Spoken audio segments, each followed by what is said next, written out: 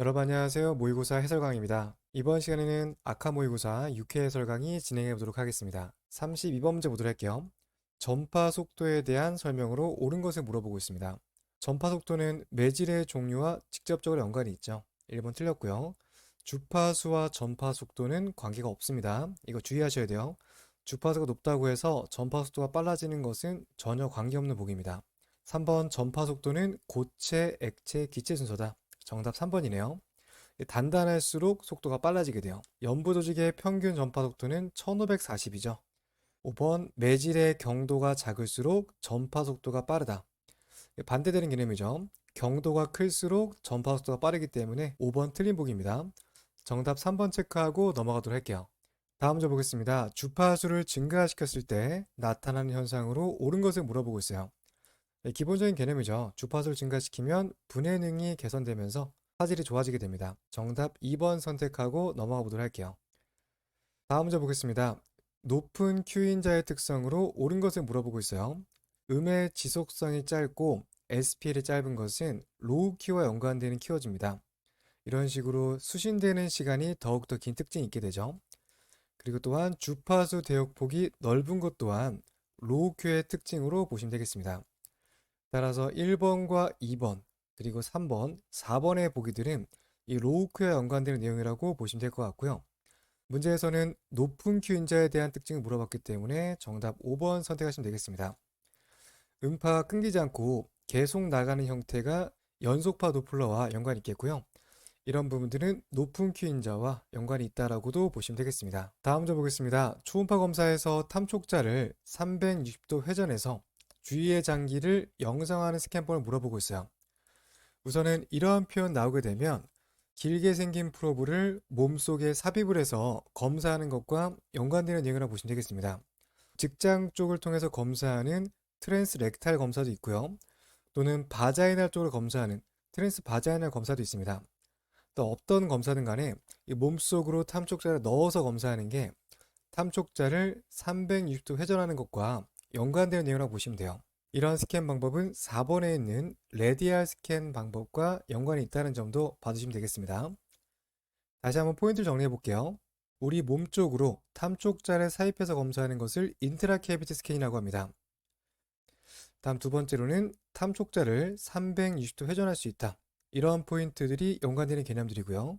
마지막 세 번째로 레디알 스캔 등이 이 모든 개념과 연관되는 내용이라는 점도 함께 정리하시면 되겠습니다. 이렇게 해서 정답 4번 체크하고 넘어가도록 할게요.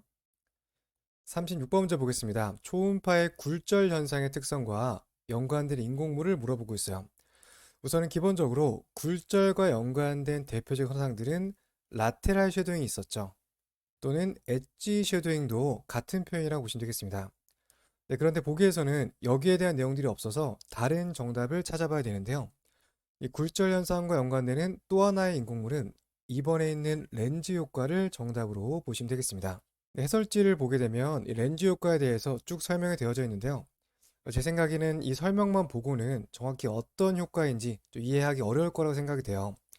그래서 제가 관련된 영상을 보면서 좀 더 자세하게 설명을 드려보도록 하겠습니다. 우선은 렌즈 효과가 나오기 위해서는 가장 중요한 포인트가 이 복직근이라는 단어가 나와줘야 돼요.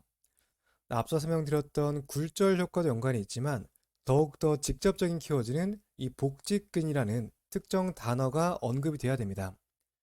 보면은 이렇게 생긴 동그란 구조물이 이 복부에 있는 복직근이에요. 이 근육 구조물 두 개가 있는데 1번 경로는 이 근육을 거치지 않고 이 사이를 통해서 직선으로 전달이 되어진 상태입니다. 이렇게 되면 거치는 부분 없이 바로 전달이 되다 보니까 정확한 위치에 초음파 영상을 얻을 수가 있게 돼요. 그런데 2번 경로를 보시게 되면 이 복직근에 의해서 음파가 굴절되는 현상이 나타나게 됩니다. 이렇게 음파가 굴절 현상이 발생을 하게 되면 원래 있는 위치보다 옆쪽 구역에서 인공물 구조물이 발생을 하게 돼요. 그래서 옆쪽의 영상을 보시게 되면 원래 경로를 통해서 이미지 얻었을 때는 이 대동맥 구조물이 잘 보이고 있는데요. 이 복직근을 통해서 경유해서 이 굴절된 부분에 의해서 옆쪽에는 실제로는 있는 구조물이 아닌데 허상으로 발생된 가짜 대동맥이 영상에서 보여지고 있습니다. 이런 대동맥을 듀플리케이션 에이올타, 이중 대동맥 이렇게 표현하게 되거든요. 그래서 결과적으로 복직근에 의한 굴절 현상에 의해서 원래 있는 동맥이 아니라 가짜 동맥이 생겼다. 이러한 현상을 렌즈 이펙트, 렌즈 효과라고 합니다. 그래서 거기에 대한 설명이 이렇게 문장으로 있다라고 보시면 될 것 같아요. 보면은 복직근에 의해서 굴절 현상이 발생을 했고 여기에 따른 결과로 상장관막 동맥이나 복부 대동맥이 이중으로 나타나는 현상, 원래 있는 거 옆에 가짜로 한 개도 보이는 현상이라고 이해하시면 될 것 같아요. 렌즈 효과는 굴절과 연관이 있고 복직근에 의해서 발생되는 허상이다. 이렇게 보시면 될 것 같고요. 또 한 가지 포인트는 원래 있는 동맥 옆에 가짜로 보여지는 현상, 이런 부분도 연관이 있다라고 봐주시면 될 것 같아요. 다음은 해설지의 내용 중에서 이 거울 인공물이 좀 설명이 잘못되어 있거든요. 어떠한 내용이 잘못되었는지 설명을 드려보도록 할게요. 우선은 해설지에서는 두 조직 간의 임피던스 불일치에 의해서 발생한다고 설명하고 있어요. 하지만 정확하게 이 부분은 좀 관계가 없는 부분이고요. 이 거울 인공물은 다중 경로에 의해서 발생을 하게 됩니다. 이 어떤 얘기인지 그림을 보면서 설명을 드려볼게요. 보면은 이런 식으로 음파가 주행했다가 되돌아오는 상태가 일반적인 상태예요. 이게 정상적인 반사 경로라고 보시면 됩니다. 그런데 음파가 주행을 하다가 이렇게 굴절된 면을 만난 거예요.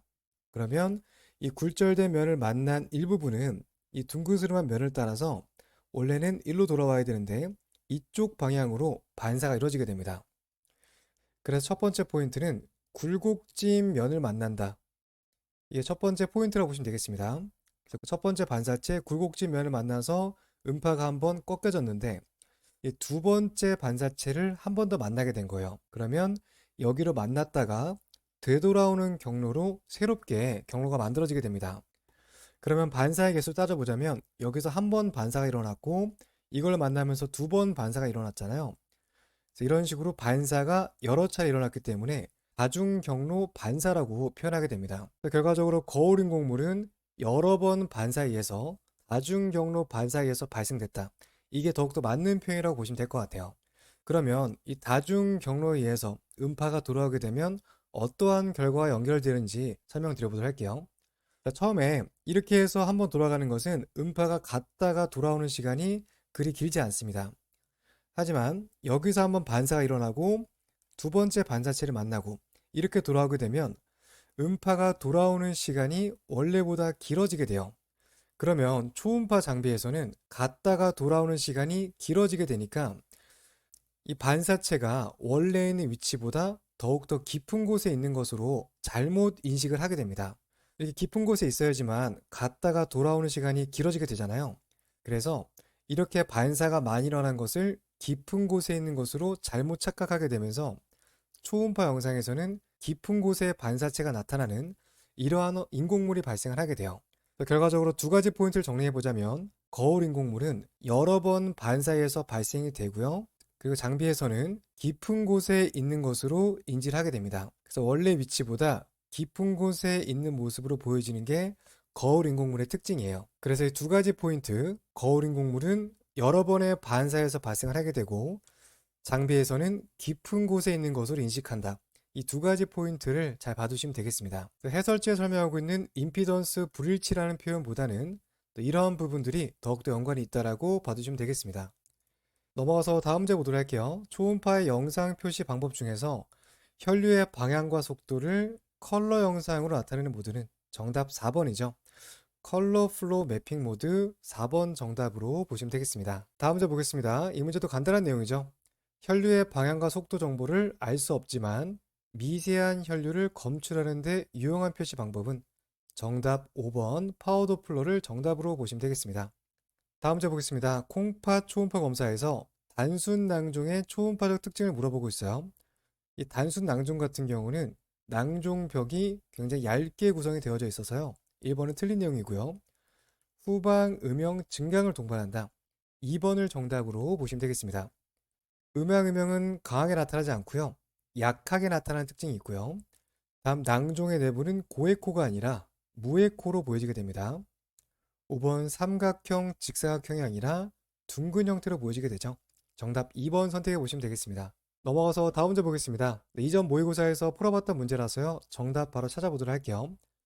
복부 초음파에서 머피 사인과 연관 있는 질병은 급성 슬기염이죠. 정답 5번 체크하시면 되겠습니다. 넘어가서 다음 문제 보겠습니다. 갑상선 초음파 검사에 관한 설명으로 옳은 것을 물어보고 있어요. 3.5가 아니라 최소 7MHz 정도의 고주파수로 검사를 진행해야 돼요. 전처치는 필요 없고요. 식도는 갑상선 뒤쪽에 위치하고 있어요. 3번 틀렸고요.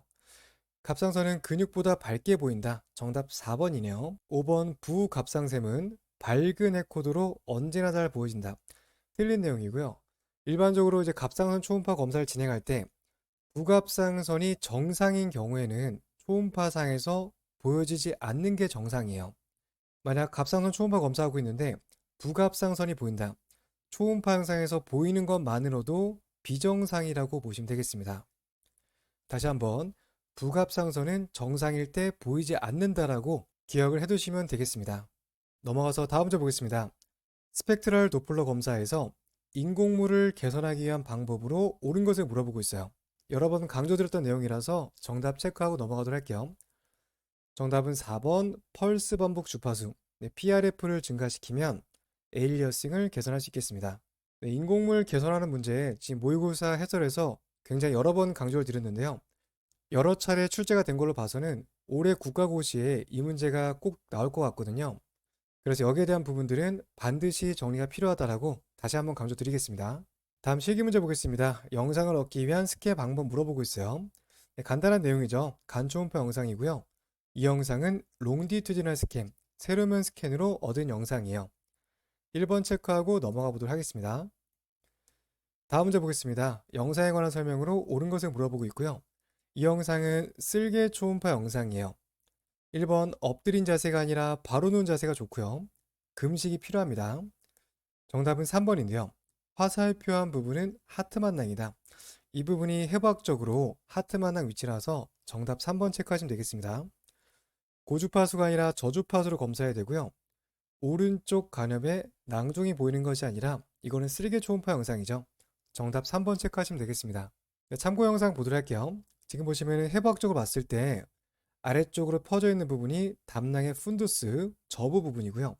그 다음에 몸통 구역, 다음에 목 부분이 있는데 몸통에서 목 부분으로 넘어가는 여기에 해당되는 부분을 하트만 파우치라고 해요. 보시는 것처럼 몸통에서 목으로 넘어가는 이쪽에 살짝 볼록한 부분들이 하트만 파우치고요. 만약 여기에 대한 해부학적 구조물을 물어본다면 하트만 파우치를 정답으로 보시면 되겠습니다. 넘어가서 다음 문제 보겠습니다. 네 문제는 근골격 초음파 영상이고요. 화살표한 구조물은 롱헤드 바이셉 샌덤 5번을 정답으로 보시면 되겠습니다.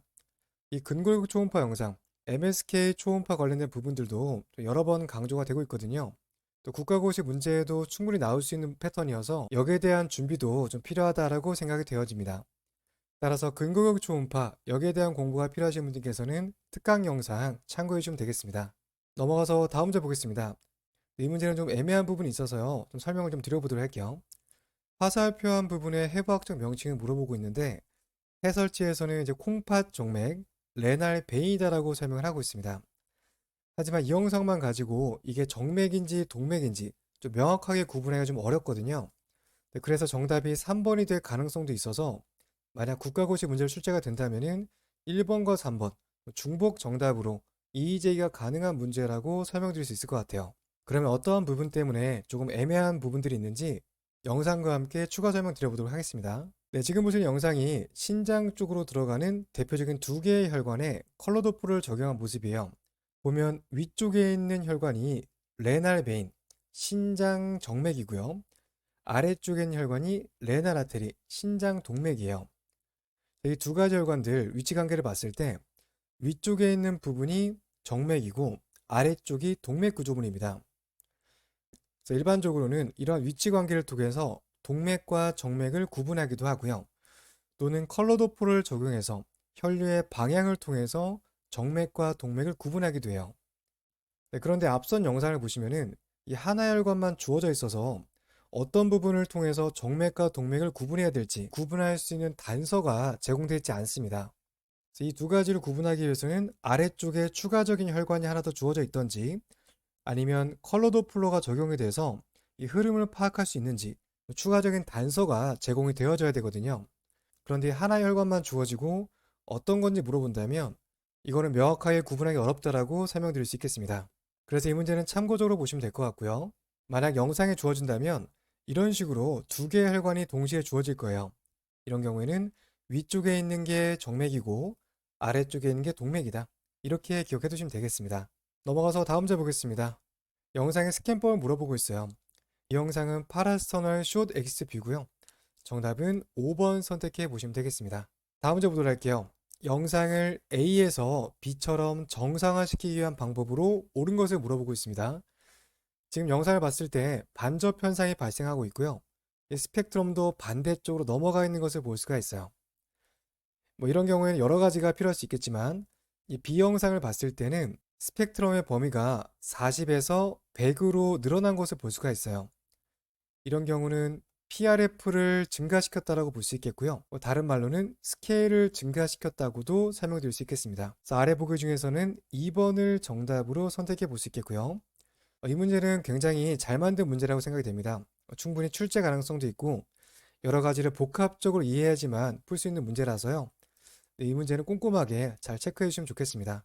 이렇게 해서 문제 풀어봤고요. 다음 시간에 계속해서 뒤쪽 모의고사 해설 이어가 보도록 하겠습니다. 다음 시간에 뵙겠습니다. 감사합니다.